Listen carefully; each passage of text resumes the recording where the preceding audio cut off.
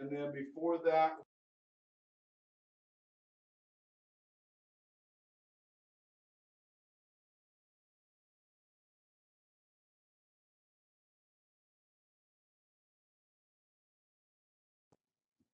or they might be hearing you. I'm just not seeing sound levels. I'm just checking. All right, well, we're going to keep going here. Yeah. Anyway, so I guess before I was in Houston, I was in northeastern Tennessee, in Johnson City. It's called Tri-Cities, Tennessee.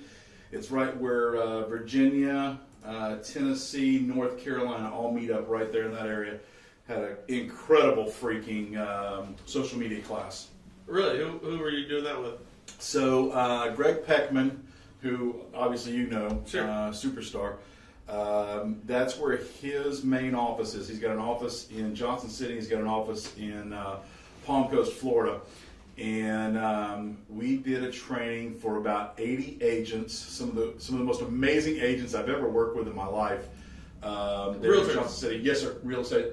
And teaching them on the new techniques, what it is out there, how to use it, and a tremendous amount of it is the Steve Green information that you picked up last time I was here. Sure. Oh. Hey, Alex, if you want to give us a call us at 707-330-1272. That's 707-330-1272. So how are you getting the real estate agents to work with right now? A lot of the business, for some reason, had tapered off towards the end of last year, and which means that their beginning of the year is kind of slow. Okay. So it is going out, teaching them. Now, we do a number of different things. So we do a lot of Facebook Live to get people there. We do a lot of invitations, Eventbrite. We do some marketing before we actually go do an event. We're getting ready to do an event in Palm Coast, Florida. I think we're going to do 2 of them there the 3rd week of February. And we get agents to sign up prior to. And what usually happens, this is what's really funny about it, because people need this so bad. They're begging for this so much. What usually happens when you put on an event like this is you can plan on having about a 10% fallout. So if 100 people sign up, you know that you're going to have 10% is low. Yeah, 80. You're going to have somewhere, from the 82 to 90 actually show up. We're having standing room only. So we had at that last one, I can't remember what it was. We had, let's say, we had 62 sign up. We had like 81 show up. That's what's going on. It's just amazing. People are begging. Teach me how. Give me this information. Teach me how to fish and let me go fish. This is you're doing this primarily to support your branches, the Hancock branches. We do this for the branches, but we do it for the industry. You know me; I'm a huge advocate of this industry, and the more we can have the real estate agents that are truly working the streets as opposed to the big Z, anything that we can do to help them and to keep their full commission is something that we want to do. It's extremely important to us to keep this industry going and moving. Okay. What branches do you have out there in that Tennessee area? So Alex Jimenez runs the state for me, and he is right outside of Nashville, Tennessee. He's actually in Franklin, Tennessee. And Greg Beckman is in northeastern Tennessee. Okay. In that Johnson City area. And those are the 2 that I have right now in that state. Okay. How's their business look? Incredible. I think Alex just had, I don't know if it was his best month ever, but I know that it was one of his best months. Alex by himself in the middle of everything going bad or whatever was sitting somewhere around $3 million last month that he closed. And Beckman, I don't remember, it was the same thing, it was $4 million, something like that, that he did. But most, all of my guys, I can't think of any that are with me now that aren't doing really, really well. That's pretty interesting in Tennessee, too. I mean, it's what they get loans for half the state. Yeah, basically. Yeah, it's got a good population, and one of the things that I love about it, now here's something that's really funny about it. I'll tell you in a second. But there's a good population. There's a great population mix. They're everywhere. That's really where I like being, is those tier 2, tier 3 markets. But I do too, actually. I really do. I love it. So we're doing a marketing deal for a man that is a pretty good sized developer builder out there. When we went out to look, he has 13 subdivisions going right now. When we went out to look and start putting things together for the marketing plan, for the builder, for the developer, I'm asking them, okay, so where's your sales center at? And they don't have sales centers. Tell me how that, do you How are you selling these houses? They don't put up a temporary trailer. They don't have sales centers. They don't have anything. They actually cut the dirt, put in streets, sewers, water, gas, start building houses, and hope somebody comes to buy them. There is no marketing plan in place. Well, certain markets can allow that, though, right? I mean, you get a hot market. But my thing is, so let's say the average house that this man's building is somewhere in the mid high 3s to mid 4s and so forth. He builds a lot of $1 million+ homes also. But to me, who knows your product better than you? Do you leave it up to a RE/MAX agent, a Century 21 agent, to know your product better than anybody else, whoever's walking in the door? I mean, to me, it just kind of surprises me. It makes you wonder, are they, it's okay, it's a hot market right now. In fact, I was just looking at a statistic that said a couple of seconds ago that foreclosures are now lower than they've ever been in history. That's a sign of a hot market. But the question really becomes, are they squeezing every nickel out of every sale that they possibly could? I don't think so. If you have a great salesperson over there, we're talking about this alabaster. We're gonna have a conversation about these alabaster counters. You know what I mean? Yes. And we're gonna talk about why this is better than the. So are you squeezing every nickel out of it? Are they doing model homes? No. Just build them and they will come? There's no spec home. They're building it right there. Exactly. Exactly. Build it, they'll come, huh? And one of the things that we had talked about is, we all know that for the most part, the spouse is the one who buys, your wife buys the house. I'd agree with that. I don't agree with that. I totally don't agree with that. Yeah, because that's never happened with any transaction that I've ever done on all of the 50 houses that I've owned. You know what's really funny? I don't want to sidetrack us too much here, but that is so fucking true. You're the alpha male in your relationship. I'm the alpha male in my relationship. My wife gets away with everything. Can I give you an example? I'm going to give you an example. Please. Let's get back on track here. A couple of years ago, my wife goes, and stop me if I told you the story. She comes to me, and my wife's very quiet. She's not terribly reserved, but she's pretty quiet. I'm the loudmouth of the family.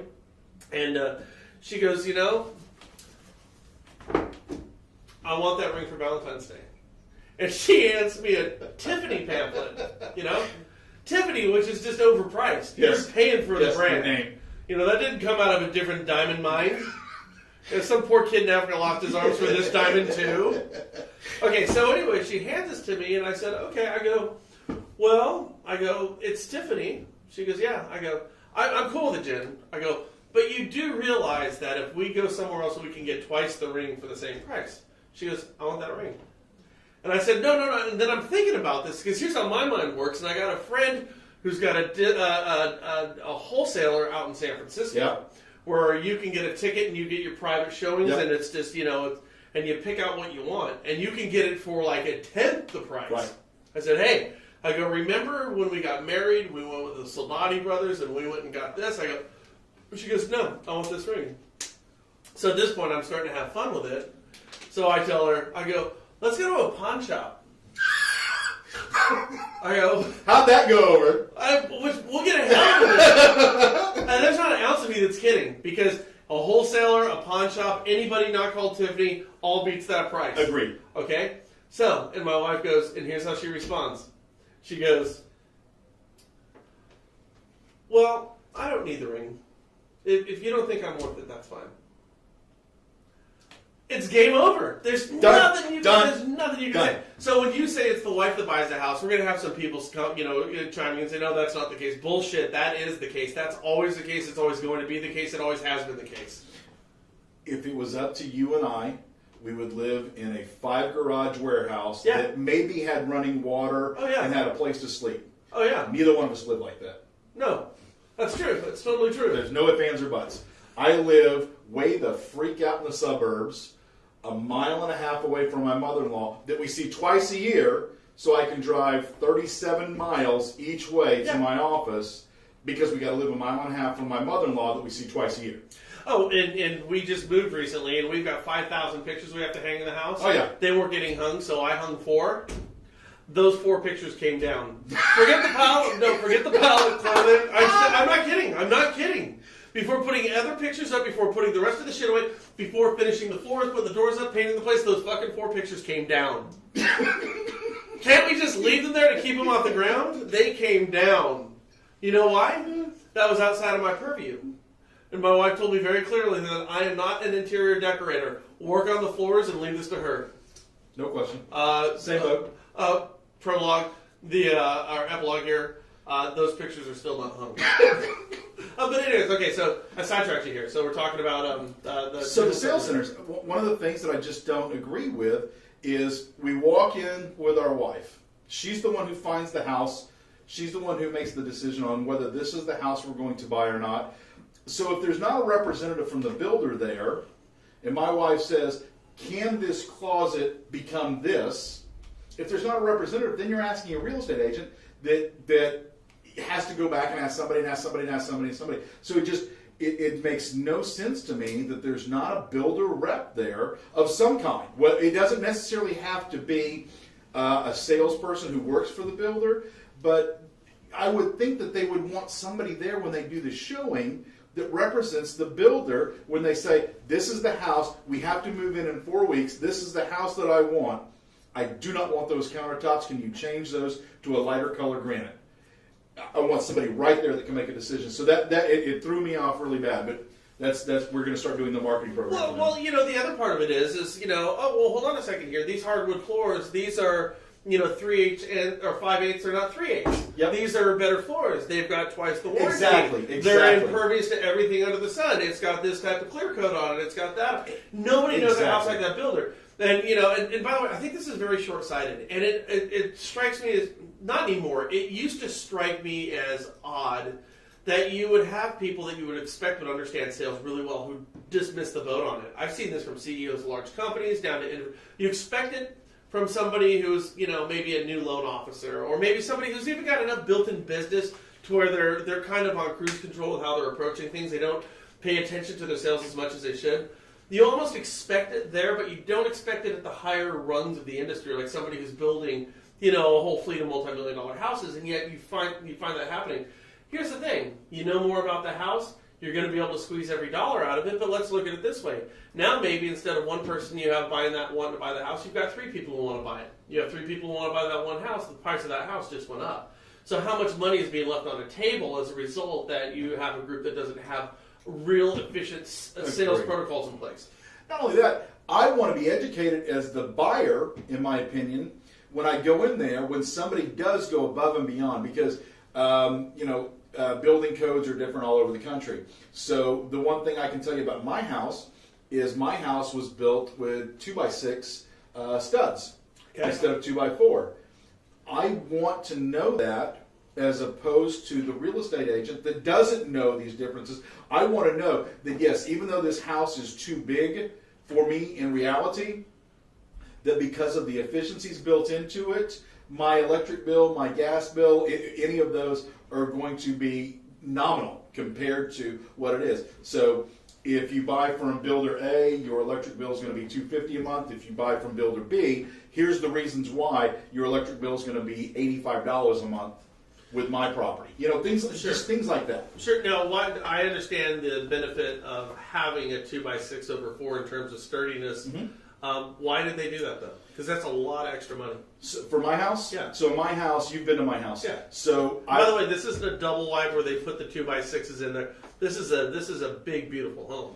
Because I've got 20-foot ceilings in the living room, in the entry hall, and things like that.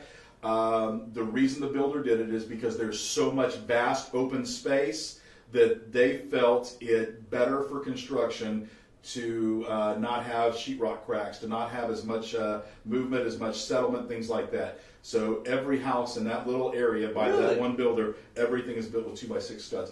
Next time you come to the house, look and see. All of my walls are almost 8 inches thick. Interior walls, exterior walls, everything. Really? Yep.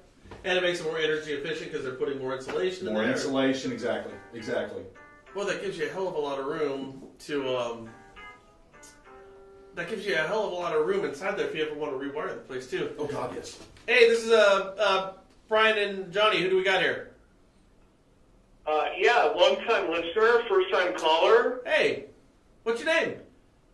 Adam. Oh, Adam Smith. What's up? Long-time caller. Long-time caller. I just want to get Brian to move so I can see the rest of that poster behind him. Well, which one?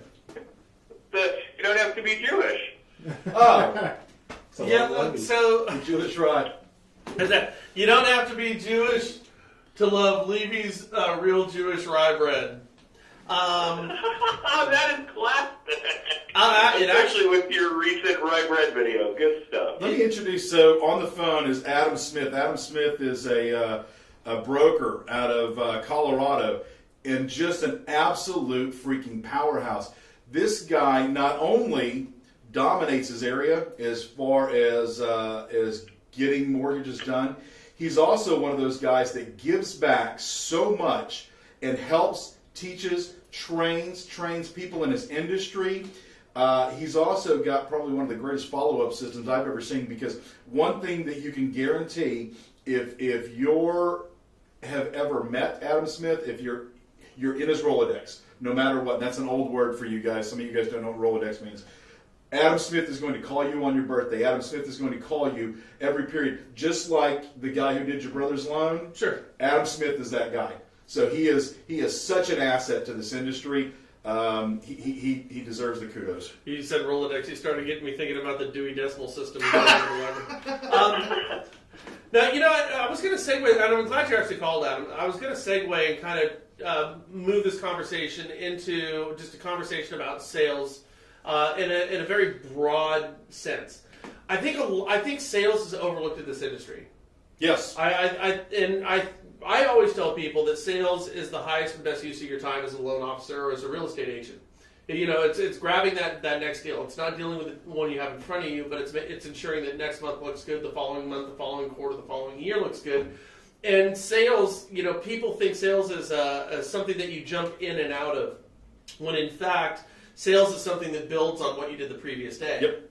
So, for example, I know Adam does a lot of videos right now. So if I get 20 views today, and I don't do videos for another month, I get 20 views tomorrow, then I get 20 views a month. Mm-hmm. But if I do 5 videos in a row, that 5th video that I shoot, there's going to be people who watch that 5th video who are going to go back and watch my 4th, my 3rd, my 2nd, and my 1st.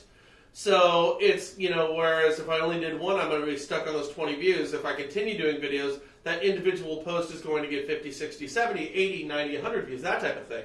And that's really kind of how sales works. Yes. So one of the things that I want to work on being better at is really highlighting loan officers and companies that take sales a little bit more seriously. I was pleased to hear, Adam's coming up next month for our video marketing thing that we're doing here. And first thing Adam says is he goes, hey man, I got somebody who really works the stuff in my office internally. Would it be okay if I brought this person along? Because this is kind of what they do. Of course. Well, the answer is absolutely yes. But that shows Adam's level of dedication to the whole marketing game. Hey, I understand marketing. I have somebody, it's so important to me that I have a full-time person dedicated to this process, not only to help my business, but to help those that, feed my business. Yes. And whose businesses I feed. Can you talk about that for a couple of seconds, Adam?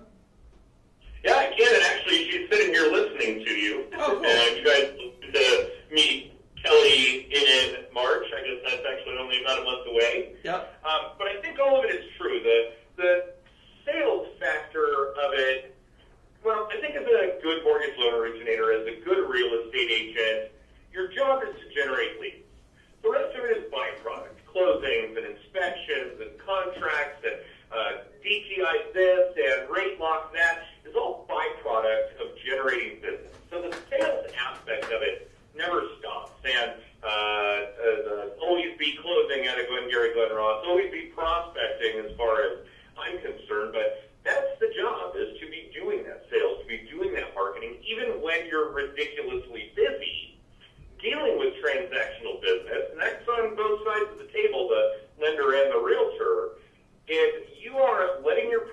prospecting fall by the wayside while you're so busy with transactional work, then you're not going to have transactional work 30 days from now, 60 days from now, 90 days from now. So it's a process that never has to, that can never end. You can never stop doing that legwork. It has to be done every day, day in, day out. Obviously, you and Johnny both know that our contact management system was one of the first things we ever adopted and continue to work very hard at. The second being that social media aspect, and then obviously the third, this video stuff. And obviously it was adequate for years and years, and then we really ramped it up last March, and obviously we're looking forward to seeing what we're going to pick up next month here to bring it up to the next level. But as we've gotten busier and busier, because we never stop prospecting, we never stop generating leads, yes, we need more help. So we brought in Kelly as a good example to pick up some of that social media work, some of that video work, some of that legit marketing stuff, so that I have a little more time to do the prospecting I do, that I have a little more time to handle the increase, the influx of the transactional business that's a result of that. And yeah, it should just continue to spur from there. You know, when we first started doing Real Estate Marbles, we did this years ago, which was a video blogging platform, and that was when blogs were difficult. You had to really understand your dashboard, and it was a complicated process, especially when you're going to throw video editing and scripting involved in the whole thing. But I was hell bent that this is what loan officers needed to be doing, and one of the guys working with us came to me and he goes, "Hey Ryan," he goes, "what's the highest and best use for a loan officer?" I go, "Well, I've always said it's getting in the middle of conversations about real estate. You know, two people are talking about real estate, buying it or selling it. You need to be part of that conversation in some way, shape, or form. That's what you need to do." He goes, "So is building a blog that person's highest and best use of their time?" And I said, "No, it's not." No. He goes, "Then why are you trying to convince loan officers that they need to spend 2 or 3 hours a day doing this?" You know what I mean? And so, and the light bulb kind of went off there for me. And now having tools like blogs, like videos, like products, and even companies that support you in those endeavors is vitally important, provided that it always ends with you as a loan officer prospecting, trying to find a way to get that next deal. Let me ask you this, Johnny. You deal with loan officers. You see the back end of their production. Yes, sir. What percentage of loan officers that you know have a roller coaster type funding cycle? Way too many. If I guessed a percentage, I would say probably 50%. Now, I want to hit real quick on what you were just talking about, because Adam does a really good job at this, and this is where others could learn from this. So when you're a loan officer, you're a sales guy. Yeah. If you're a one-man shop or you're the guy in charge, you've got to take on more, wear more hats. Sure. So you're not just the loan officer. You're the loan officer, you're the CEO. So the loan officer thinks in 30-day increments. The CEO has to think 6, 12, 18 months down the road. Sure. So that's one of the biggest problems with the guys in the roller coaster, the 30-day roller coaster, is thinking in the 30-day increments, which is what a sales guy has to do. But at some point, the other thing that I've got to give Adam kudos on is he may not see one more ounce of production today by hiring this person, this cinematographer person that's going to help him. But what's going to happen is the other people aren't keeping up with what's going on today in today's marketing world. So the loan officer, the CEO, whatever it is that's in his area, that's still giving out rate sheets and donuts and not bringing any value to the market, they dwindle off. So in 12 months from now, he may not see it, but he's going to gain another 1, 2, 3, 4% steadily, monthly, as this happens. And that's by using that CEO mentality that Adam has and that all of us in this industry need, as opposed to that loan officer market of I've got a loan and I've got to hold this loan and I've got to pet this loan and take care of this loan and make sure it goes through processing and be involved with it every single day, that you've got to get out of. That's huge. You've got to get out of that. Well, it's not even just I got to hold on to this loan. I want to hold on to this comp plan. I want to hold on to whatever this little nugget that I have that I value. I'm not willing to look outside of my nugget, yes, my comfort zone over here, to look at a bigger picture. I'm going to tell you something right now. I just went through a list of top producing loan officers around the country. There's loan officers out there who are doing 2, 3, 4, 500 deals a month. There are. There's not a single individual loan officer who is doing that. I guarantee you. It's a team of loan officers. It's a team of processors. It's a team of marketers behind one name who has become a brand for a company that's doing that. But there's no one individual loan officer who is doing that type of production. You simply don't have the time. Another example of what you're just talking about. If somebody's going to, and by the way, I want to be very clear about this. There are different ways to achieve success. There are different definitions of success. Amen. So I am by no means trying to say this is the road that people need to take. This is a simple observation.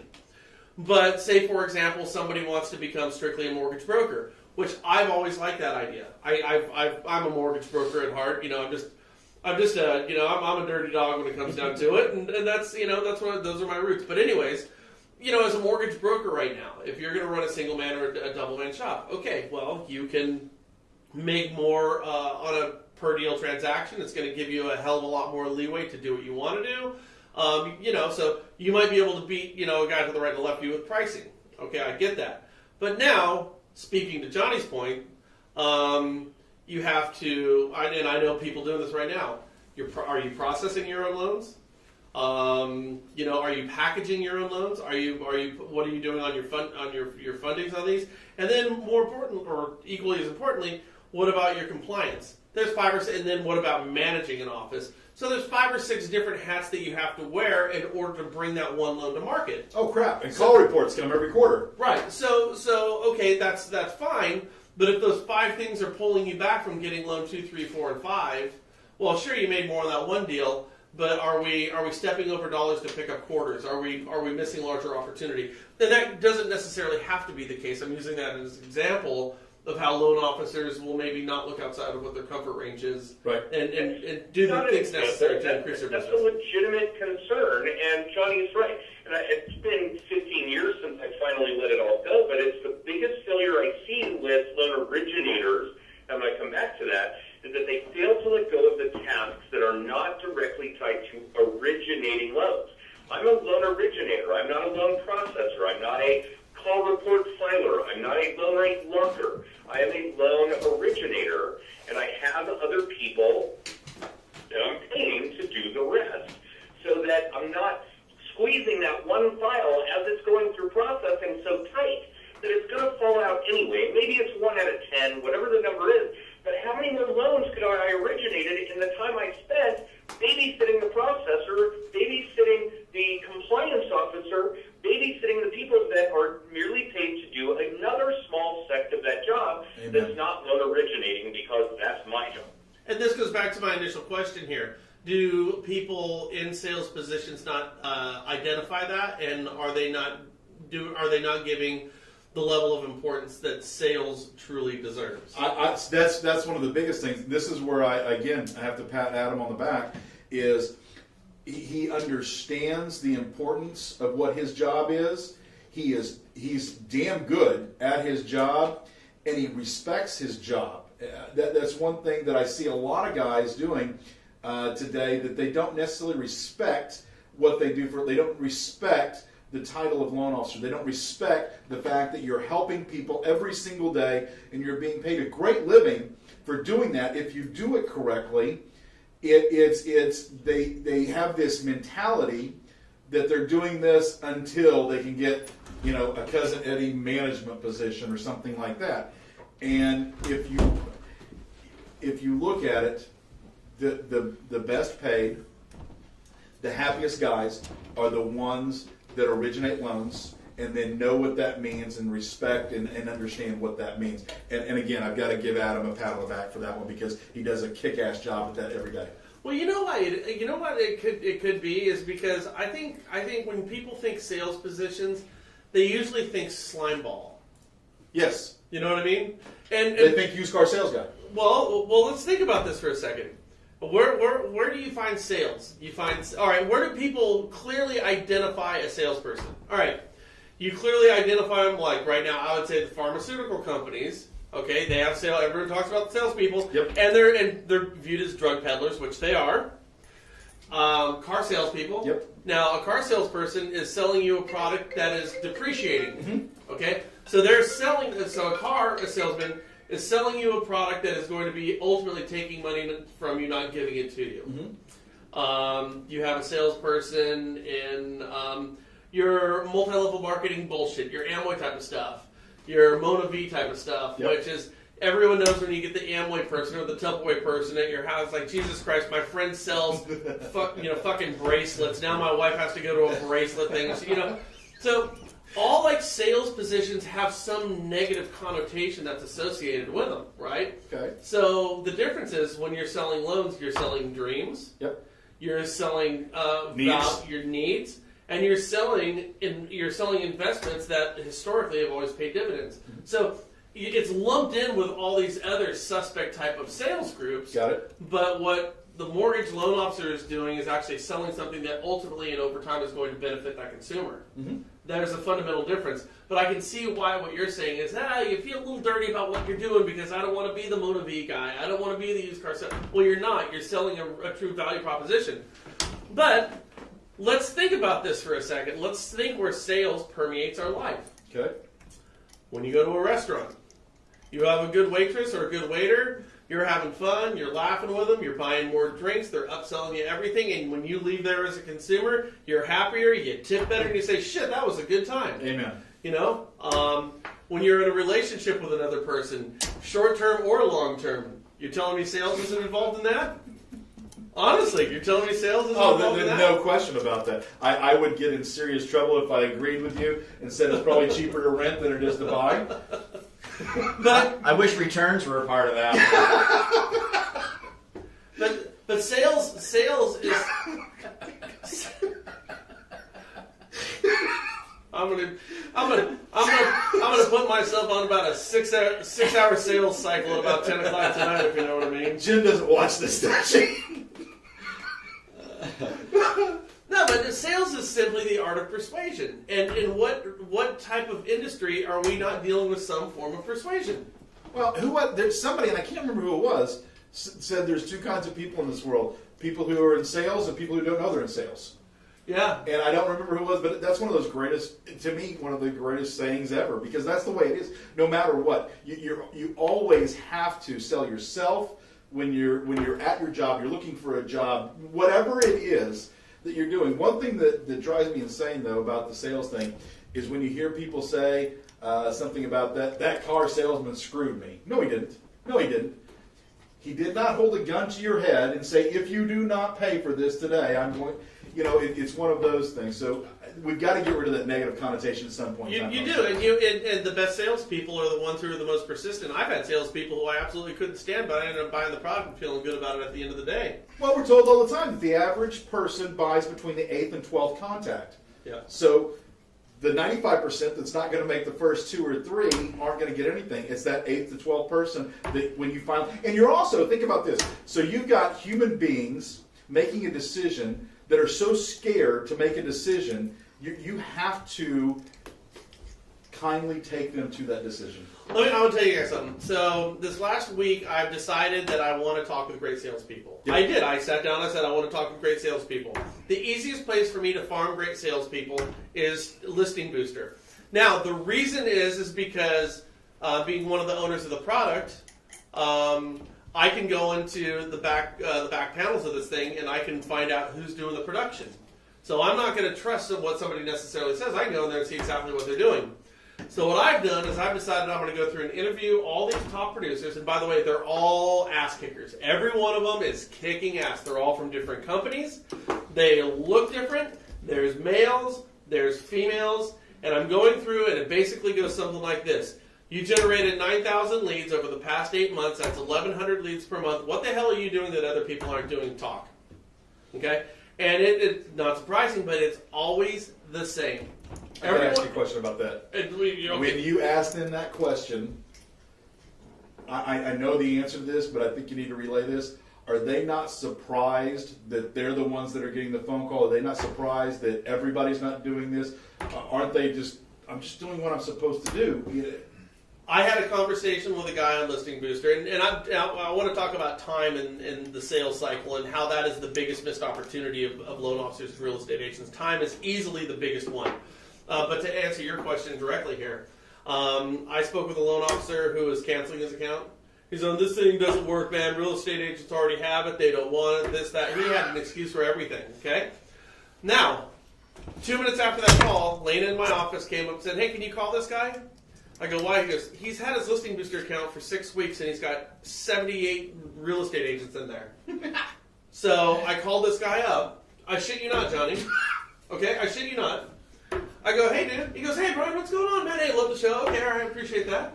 So he goes, hey, what's going on? I go, hey, I noticed you've had your... I swear to God this happened just like this. I go, I noticed you've had your Listing Booster account for 6 weeks, and you got 78 real estate agents in there. You know what his response was? Like, not kidding you. He goes, no, man, I know. He goes, shit. He goes, I got 8 closings this week, man. I've been fucking sidetracked. He goes, but I'm going to get back on that thing right away. And this is something that wait. I just came up with a new business for you guys. So everybody who signs up that doesn't do it, start selling pre-made Listing Booster in a box that already has agents, that already has leads coming in. We've already thought through that, dude. That we were like, we could sell that. Remember, we had one guy. We had one guy. He had like a bunch of agents, a ton of leads. Right, it's true story. And he's like, I don't like it. Leads are no good. Leads suck. Blah, blah, blah. And it's like, man, we could just go. This dude's in like, I'll just say Topeka, Kansas. Right? Got it. We could go to this fellow who's in Topeka, Kansas right now and go, you want us to just transfer this all over to you? I mean, it's like all there. It's everything. You know? Shit, I know my guys didn't do that. They paid double for it. Or remember when we had somebody said they couldn't get real estate agents in there, and I said, fine, you're going to have 20 real estate agents in there by Monday. I hung up the phone and go, Donnie, call real estate agents again. I did. And Frank goes, Frank goes, we can't have Donnie do that. He's like, it's going to take all of his time. I go, all right, let's all do it then. Yeah. So we picked up the phone, and I called real estate agents, and it was in Denver, where Adams is. Where Adams at. And I called up this real estate these agents, and I said, hi, my name is Brian Stevens. So I wasn't even misrepresenting myself. Right. I'm calling from California on behalf of this person. He'd like to set an appointment with you to talk about how you can get more leads off your listings. Is this something we can have a conversation about? And I'm not kidding you. In 15 minutes between the three of us, we had 20.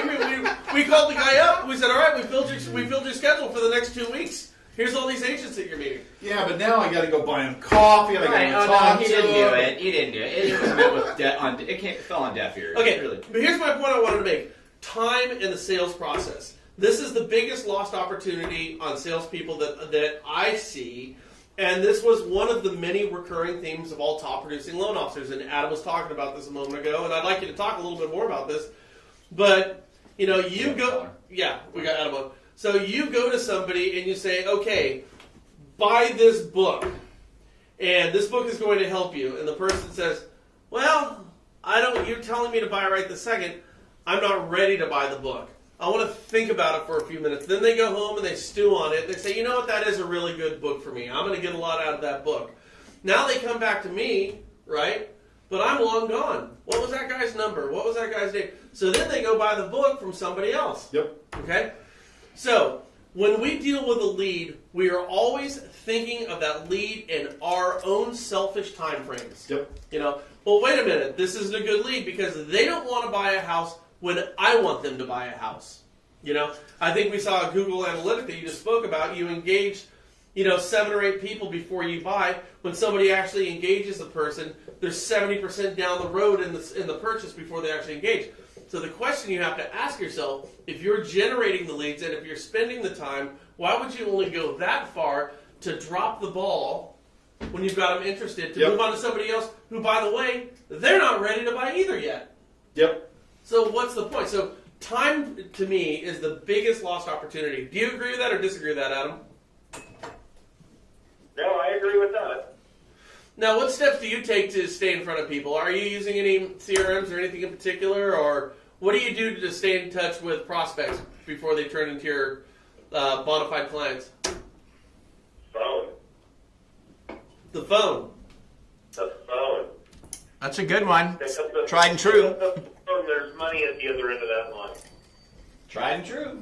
It's always phone. Are Tried and true. you Are you using any CRMs? Are you leveraging by duplicating yourself through videos and sending it out in bulk or anything like that, or is it strictly the phone? No, it's not strictly the phone, and there's obviously a lot of social media work and obviously the video work, although, our video audience is different than what the typical LO would do, and that's actually because you and Frank told me that when we started doing videos for the consumer, and this is probably getting on 8 years ago, that they were horrible and that I'm an idiot and that the material for the videos should be what I'm teaching to the real estate community, which was when we switched that audience around, and obviously that's generated a lot of better traction over the years. I mean, it was only a few months that we were trying to do videos for the consumer, and they were really bad because I didn't believe in it. But Outlook is our CRM, as it were. We're not paying for, purple dots or whatever, and I'm obviously a strong believer in the best CRM is the one you'll use, and I know Johnny is too. But yeah, it's been out picking up the phone a couple hundred times a week, doing the video every week, staying relevant on social media, a lot of Steve Green shit, as Johnny already mentioned. So yeah, it's a combination of things, but by far and away for a decade, 15 years, the phone. All right. Hey, Adam, thanks so much for the call. We appreciate it, bud. You bet. Thanks, guys. We'll see you next month. All right, sounds good. By the way, if you want to call in, it is 707-330-1272. We'd like to get your feedback on some of this stuff. Let me ask you this. As a loan officer, both of you guys, is it better to spend your energy, and don't say both, is it better to spend your energy focusing on referral partners like real estate agents or focusing on client direct, consumer direct?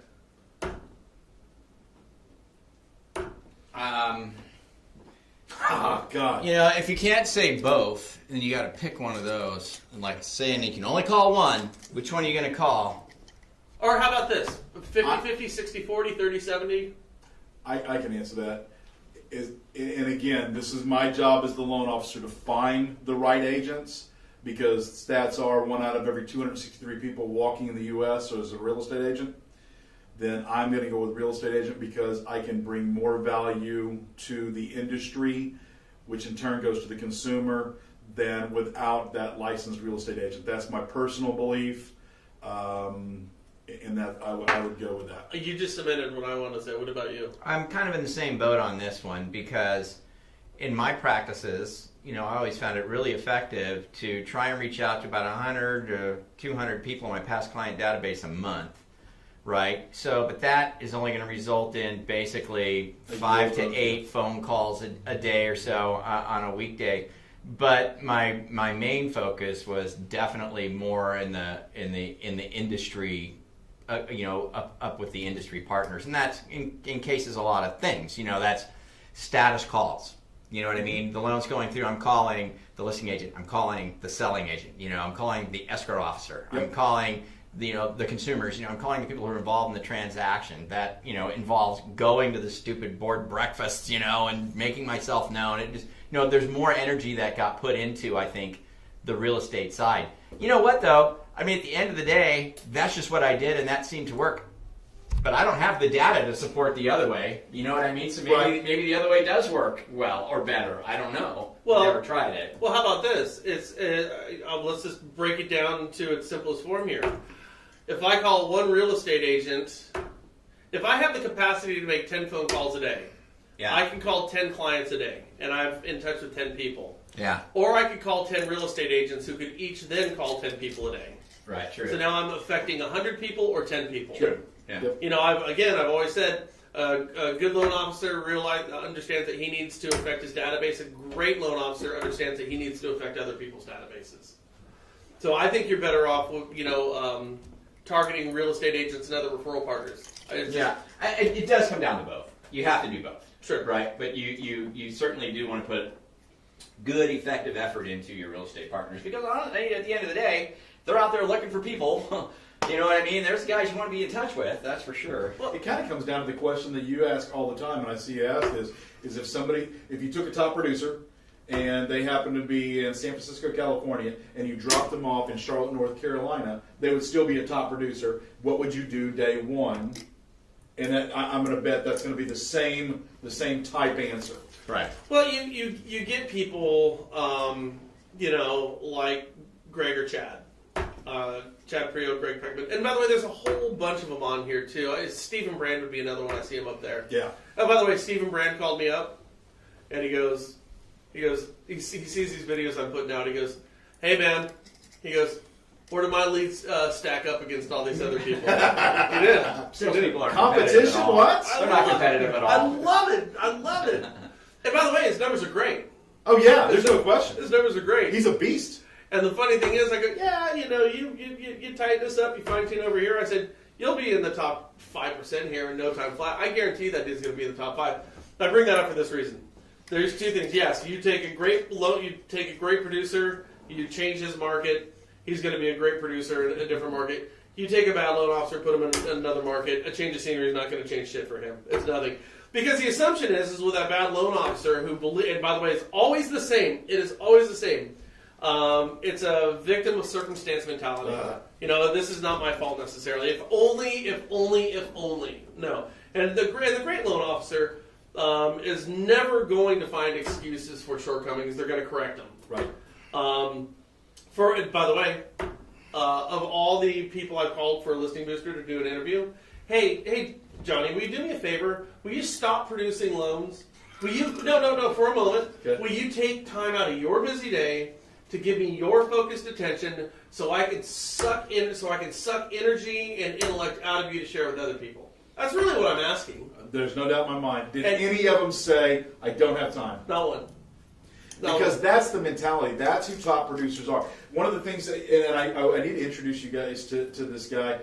He doesn't work with me. He and I have been friends for quite some time, but he is that guy. His name is Tim Loss, and his what is that called? Tagline is Tim Loss, the mortgage boss. But he is that guy. He moved his family from one part of the country to another part of the country, and still top producer within 30 days, kind of deal. You know what? Here's the deal. Let's not candy coat it. To be a top producer, it's hard work. Yes, it's hard work, and I hope this doesn't come across the wrong way. But one thing I'm really learning and I'm gaining from these guys that I'm talking to is you have to be present in the moment all the time. You can't dip in and dip out. That's how we get these funding cycles that go like this. You market, you get all the deals up. Now you quit marketing because you're closing deals up. Now you need to market again. You're marketing. You have to be present in the moment. And when we are present over the course of our business day, the whole day, it's amazing how much you can actually get accomplished. True. So, we've always said this. You want to find a focused loan officer? Hit him 3 days prior to going on vacation. He's getting shit done. He hasn't done it. He is working those 3 days to make sure his files look good so he's not going to have headaches when he goes on his vacation. You need to take that pre-vacation mindset and just make that your permanent mindset. You need to be in the moment, and you have to understand that your work day is your work day, your play day is your play day. Exactly. And I think if more people did, but here's the thing. Every loan officer right now who's down here, there's nothing special about the loan officers at the top. There's nothing special. It's just a different approach to their work. They're not better necessarily at sales. They're not better at anything else. They're just willing to put the time, the effort, and the energy in, and their intellectual energy, and focus on what works, and then do that. In a lot of places, it's only that much more effort or that much more focus. Yeah. It's a few degrees off. You're not 180 degrees off. You're a few degrees off from being where you want to be, where you need to be. Well, you think about this. They always say the 80-20 rule, right? Yeah. It's really like the 10-90 rule, okay, where 10% of the people are doing 90% of the business. Well, here's the deal, guys. That means 90% of your competition isn't doing a good job. Amen. You just need to do a little better than them to get to the 10%. Just think about that. I mean, you put did you see the footage since we just had the Super Bowl? They had the footage of Marshawn Lynch, who's a running back for the Raiders, who was a running back for the Seattle Seahawks. He got suspended for a game, okay, because he's Marshawn Lynch. And on his week off, he went back to his high school, and he practiced that week with his old high school team. Okay. So, that must have been awesome. So yeah. So now, it was funny too, you could pull up the footage and watch it. So Marshawn Lynch, you put a pro next to a bunch of really good. This is Oakland, California. These high school kids are fucking good. Yeah. Okay. They are really good. They're like state champ. They're like as good as they get good, right? You put Marshawn Lynch out there with them, it was comical. He is running circles around those guys. How much better is he? How much taller? How much stronger? How much faster? Not that much. But it's enough where they couldn't catch his ass. It's enough where they couldn't take him down. Same thing with loans. Yeah, agree completely. So, anyways, Frank, Yeah. any thoughts today? No, I like you went and bought some giver books, huh? Awesomeness. Yeah, I wanted to go back and touch on some of the points in here. Again, So good, man. being just in the moment, just understanding in the moment, and giving that your full undivided attention is just, I think, is a real big deal maker. So many people are, sales. Sometimes you wake up, you're like, I don't want to make that call. I don't want to have to do this. So you do the bare minimum to get by for that day. That's not being, in the moment. Waking up each day with exuberance and attacking it with a certain level of enthusiasm, either natural or forced, is so incredibly important. Yeah, and the neat thing is this is the type of business where it pays off. You can't really tell somebody, the barista at Starbucks to have that attitude. You know what I mean? Because the result is going to be the same no matter how excited he is. You know what I mean, or how exuberant he is that day. Nothing's going to change in his environment. Nothing's going to change on his paycheck. Nothing's going to change in his surroundings at all. But for us, we are in a unique place, in a unique industry, in a unique position to where if we do have this approach and this attitude and this thought process, the results change. You know what I mean?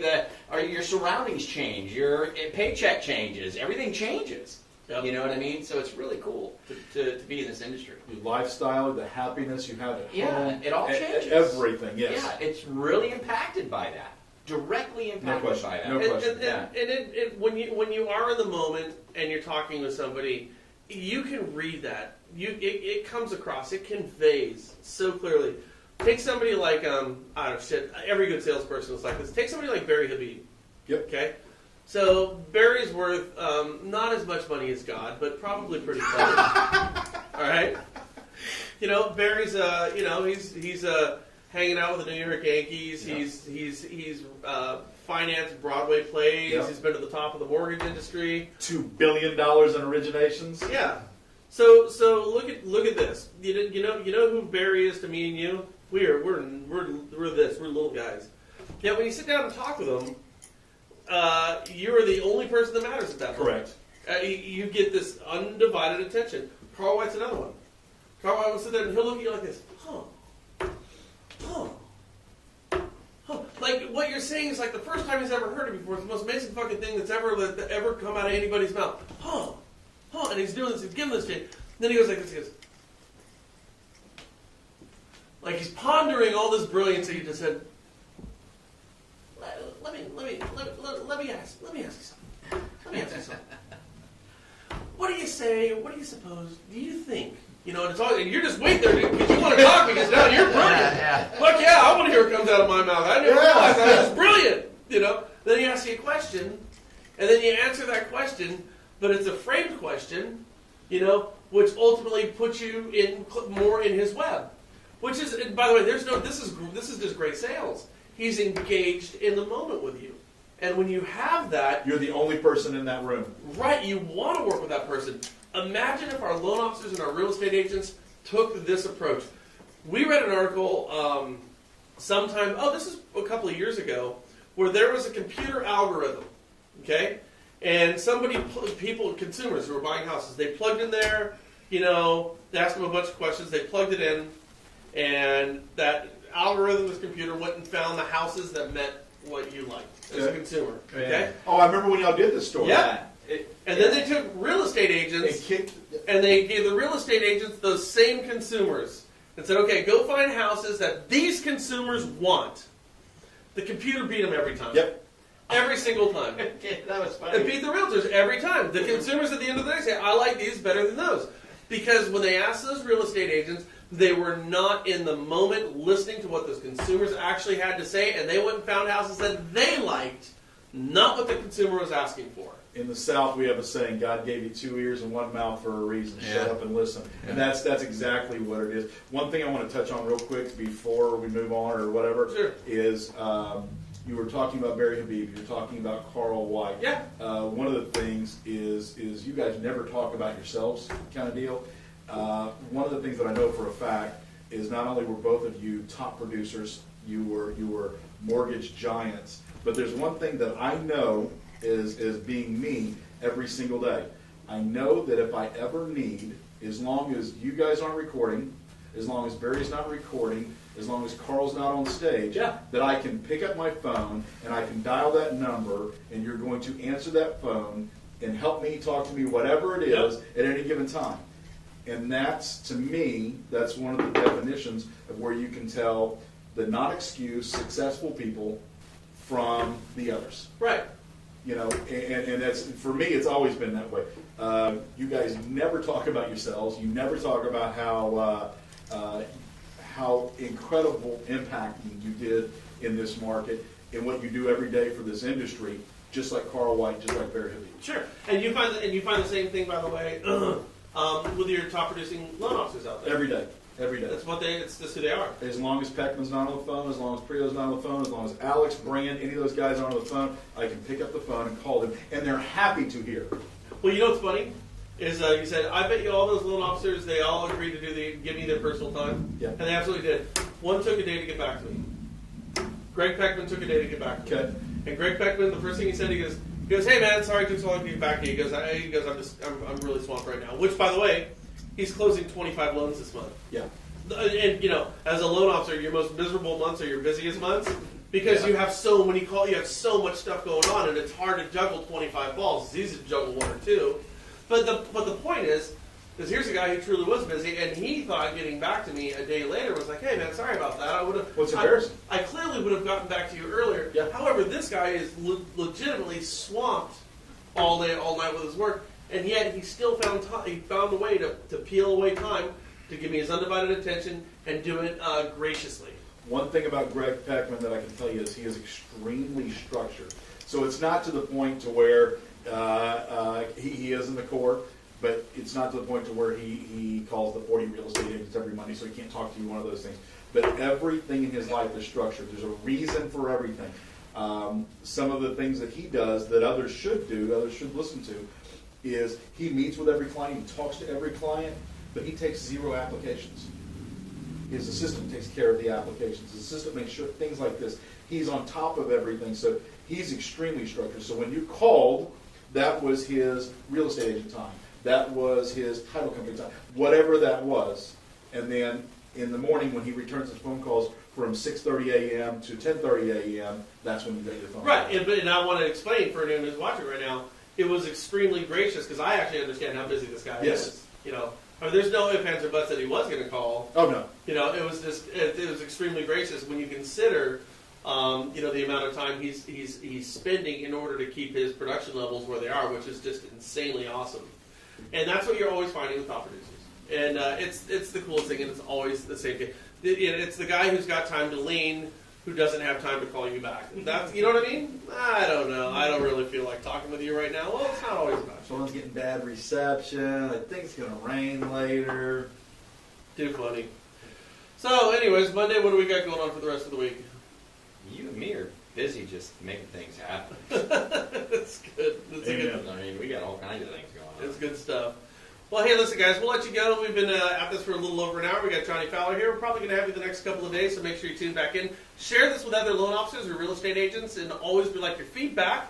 It's really cool, so feel free to call in. We don't scream or yell at anybody. Let us know what's going on in your neck of the woods. And with that said, we will catch you here tomorrow right around 11 o'clock Pacific time, and that'd be 2 o'clock Eastern time. Talk to you soon. See you later.